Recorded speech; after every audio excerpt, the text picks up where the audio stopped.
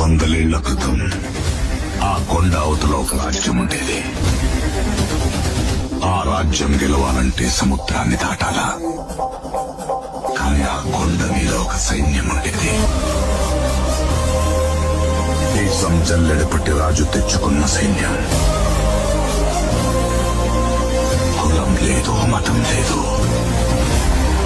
భయం అసలే లేదు.